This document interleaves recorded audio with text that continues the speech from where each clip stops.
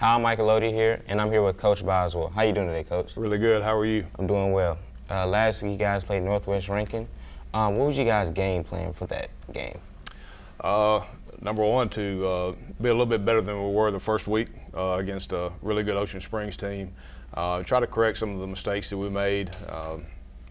First week, we didn't generate a lot of offense. Going into Northwest Rankin, we had a really good defensive plan and an offensive plan, but defensively, we kind of took advantage of that and helped the offense out by scoring 2 pick sixes. I think we ended up having 5 total turnovers taken from them. So that's a huge help when you can get turnovers and be in the plus margin in turnovers. And that's something I'm really proud of so far. Knock on wood is, in 2 games in, we haven't had any turnovers. So if we can keep that trend alive, I think everything will be fine. Yes, sir. Because I remember you said for the Ocean Springs game, one of the things you guys had to correct was missed tackles. How do you think your guys tackled? I think they did well in some spots, but nobody really tackles well first part of the season, and you got risk versus reward going out there, and you can do live tackling in practice, but where's the risk at there? We don't have a lot of depth, so keeping our kids healthy, that's our number one thing, and we're kind of banged up in some spots, but hopefully we can get through this week and have next week off and maybe get some kids back that we really need. Your DBs had multiple picks last game, and like you said, they had multiple pick sixes as well. Do you think that set the tone for your team? Yeah, I think so. Anytime you get a turnover plus touchdown off of it, that always increases your chances. Our DBs have got to get better at tackling. You talk about tackling, that's probably the worst tackling group we have right now. And we've got to, those guys on the edge have to do a really good job of tackling, not just saying, okay, we're going to cover these guys down the field, but they have to do a really good job of tackling. And tackling comes down to want to. And, these guys are going to definitely have to get better at it. What's the impact of having great special teams play? Because you guys had like a punt return last game. What impact does playing good on special teams have? Special teams is exactly what it sounds like. It's special. Some people put more time in it than others. I think we do a really good job of trying to put a lot into our special teams, whether it's punt, kickoff return, PAT, field goal. All those things are very, very important. Even the hands team, Northwest tried an onside kick right there after they scored one of their touchdowns, and we sent the hands team out there, and Jacoby did a good job of following the ball, getting it, and giving us another possession. Your defense only allowed 14 points last game. Is that the type of intensity and performance you expect out of your defense? Yeah, you want it better. If you don't blow a coverage and you make a tackle on the edge and you do things like that, you turn that 14 into maybe a 7, 7 maybe into a 0. So everybody's got to do their job, and this isn't park, this isn't rec, this isn't something it's just a hobby we go out there and do. These guys have got to perform or they're not going to play. And it is what it is, but it's all about production, and that's some things we got to get corrected, especially going into this week. Each week you play some really tough competition throughout the state, and I think on our schedule it's just about every top 10 team in the state, and this week it's the number 1 team in the state rolling in here in Brandon Bulldogs, and it's one of the longest rivalries in the metro is Clinton-Brandon, and hopefully our kids take pride in that and understand that, and they got a challenge in front of them, and if they'll do what we're teaching them to do and prepare them to do, it'll be a big win on Friday. Yes, sir. You guys got the first win of the season. What is the impact of getting the first win of the season? Well, number one, it's a win. You won't go winless, but no, it's really good, man. It's kind of sets the tone for what's to come. And in your non-region games, so you got Ocean Springs, Northwest Rankin, Brandon. Those 3 games are getting you ready for the division run. So as we talked about it before, it's like the NFL preseason. Mm-hmm. Those games are meaningless, but at the same time, you want to see your kids perform and get better over that 3-week span that we have to get ready for a mid-September game we open up with Germantown. So we want to be clicking on all cylinders at that point, and this is test and trial and see if this kid can play here, this kid can play here, and it's kind of their audition before the real stuff really gets here. So hopefully we can come out and be on top, of the non-region schedule and see if we can get a big win on Friday. Yes, sir. You guys, like you said, you're playing the #1 team in the state. What do you think the main battle will be in that game? Well, it's momentum, I think, and I think it's doing your job. You know, it's like last year, we go over there and we stone them at their place and have them beat, and we blow 2 coverages. The same kid blew 2 coverages. That's 14 points that you can't give up. And if you do stuff like that, then you're going to put yourself in a bad situation, and that's kind of where we were. You know, we jump on them and we go up multiple touchdowns on them, and they come back because we're not doing the little things that we need to do. And you know, I think them coming over here and having our minds correct and you know, the preparation is key. They've done a good job. Yesterday was a really good day of practice. Monday, you know, it's a holiday. It wasn't just a great day. Tuesday, yesterday was a really good day.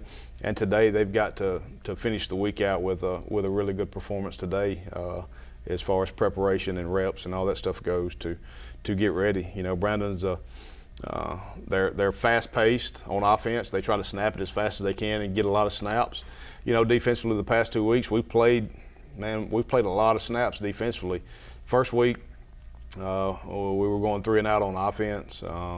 This past week we played a lot of snaps because we were getting turnovers right after another, one after another, and you know, the defense goes right back out there after that happens. So we've played a lot of snaps defensively. Hope that can kind of halfway prepare us for what we're going to see Friday. Do you think your performance in practice impacts the way you play in the game? Absolutely, absolutely. You can't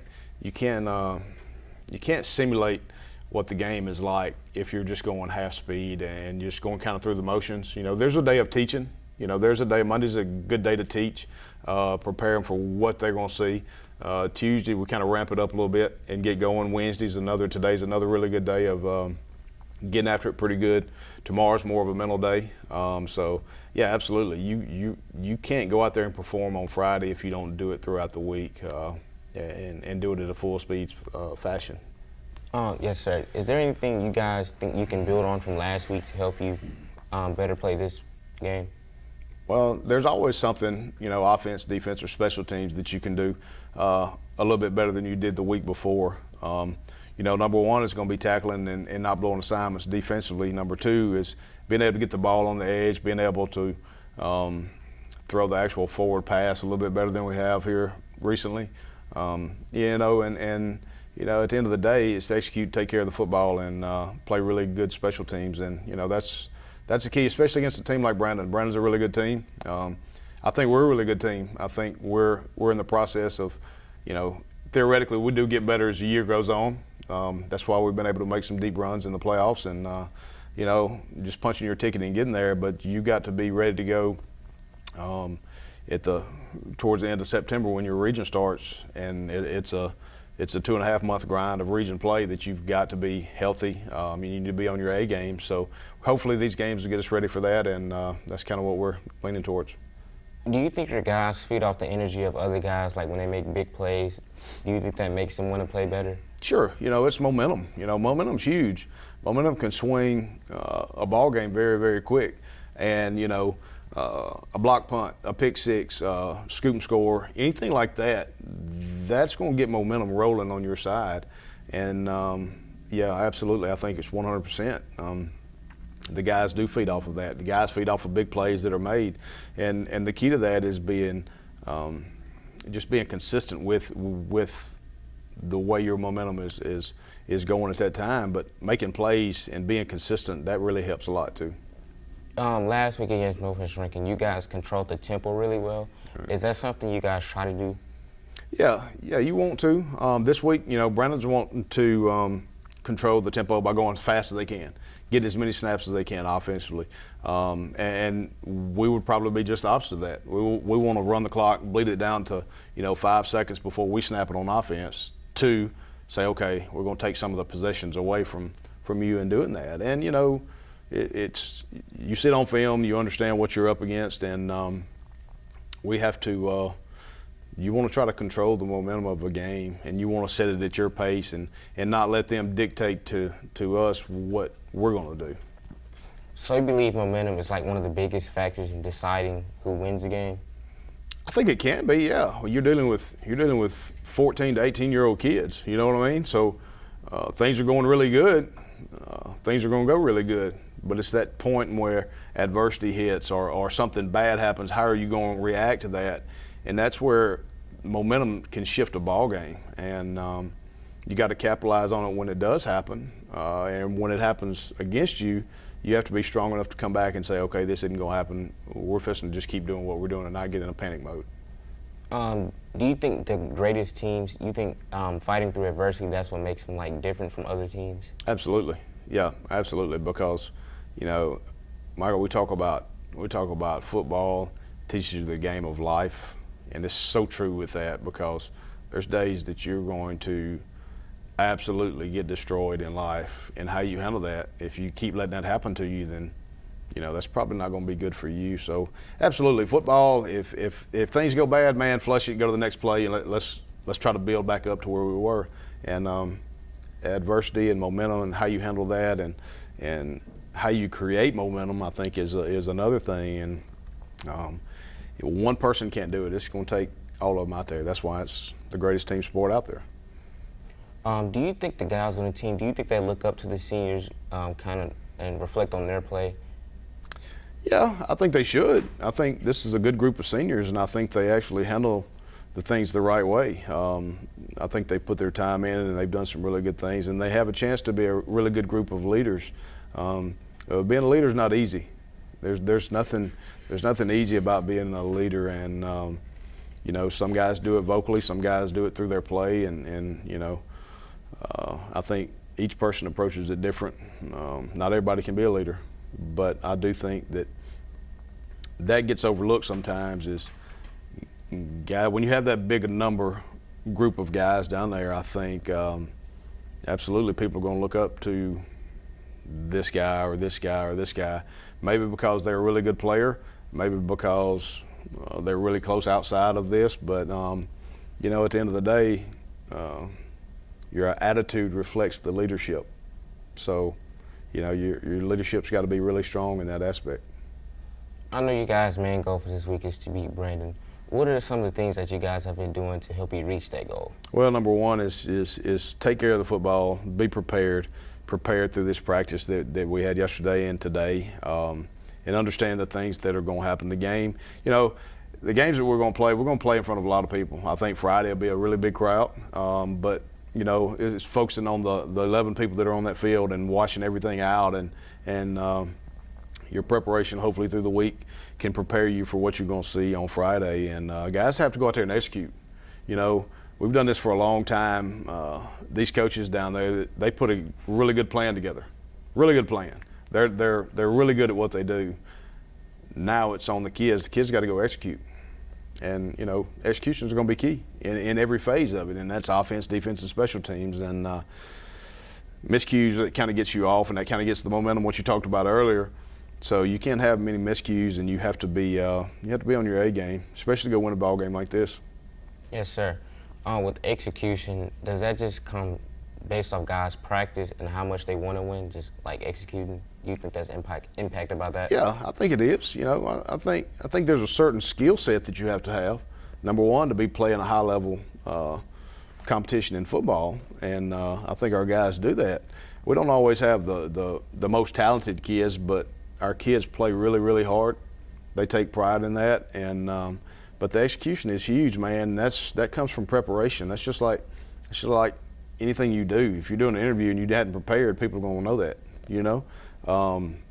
So these guys go out there and anything that they do, it's not just, hey, let's just throw the ball around and draw up plays. Everything is schematically done and it's worked on for hours and hours and hours of a day. And there's, it comes down to a numbers game for us. So I think our guys have done a really good job of preparing. They got to have another good day today and a mental day tomorrow, and we'll see what happens on Friday. I know that you want your kids to leave it all out on the field. Is that something that you and your staff teach them? Yeah, we talk about it. Yeah, I mean, you don't need to take plays off, number one, but you talk about this week. This week is a big week because you get to go out there and perform on Friday, but also you get next week there's not an opponent. It's kind of an off week. as far as play, and we'll still practice and we'll still do the things like that. But, you know, if we need to rest up some guys a little bit on Monday, we can do that because we don't have to prep as much because there's not an opponent next week. So, absolutely. This week, you leave it all on the field, and we can rest a little bit next week. Yes, sir. Well, I wish you the best luck on playing Brandon this Friday, and thank you. Thanks, Michael. Appreciate it.